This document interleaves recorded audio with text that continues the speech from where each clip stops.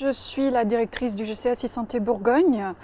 Le GCS e-Santé Bourgogne a 3 axes d'orientation. Un, c'est l'application au niveau local des directives nationales de la e-santé. 2, c'est les applications régionales données par l'ARS Bourgogne-Franche-Comté. Et 3, bien évidemment, prendre demande au niveau des membres et voir ce qui peut être fait de façon mutualisée pour ceci. Juste pour compléter ce que je viens de dire, le GCS c'est 30 salariés, donc c'est un beau GCS, une équipe motivée, dynamique, qui est répartie entre une équipe technique et une équipe usage. C'est très important sur la suite de ce que je peux dire. Parce que les projets sur lesquels on intervient, donc il y en a un qui s'appelle ETICS, qui est connu sur la région, puisqu'il est porté par l'ARS et stratégiquement orienté par l'ARS. Nous, d'un point de vue opérationnel, on le met au point, je dirais. C'est l'organisation du parcours de soins en utilisant des outils numériques.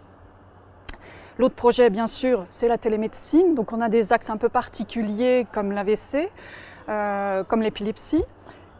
Et ces 2 projets, on intervient beaucoup au niveau des usages en ce qui nous concerne, c'est-à-dire qu'on forme sur le terrain, on explique, on a beaucoup de pédagogie pour faire en sorte que ces projets soient utilisés.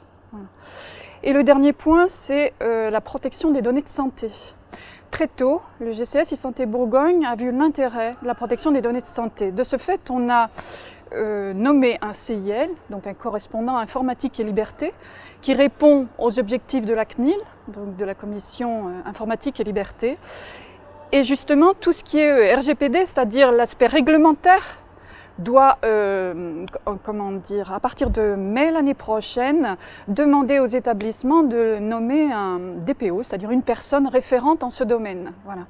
Donc le GCS essaye d'avoir une offre pour ses membres dans ce domaine-là au niveau de la Bourgogne. Pour moi, les conditions à réunir pour un projet e-santé, c'est que les soignants aient l'habileté d'utiliser nos produits de e-santé. C'est-à-dire qu'en gros, les former, les aider sur le terrain, c'est toute une organisation nouvelle à mettre en place sur laquelle on les aide.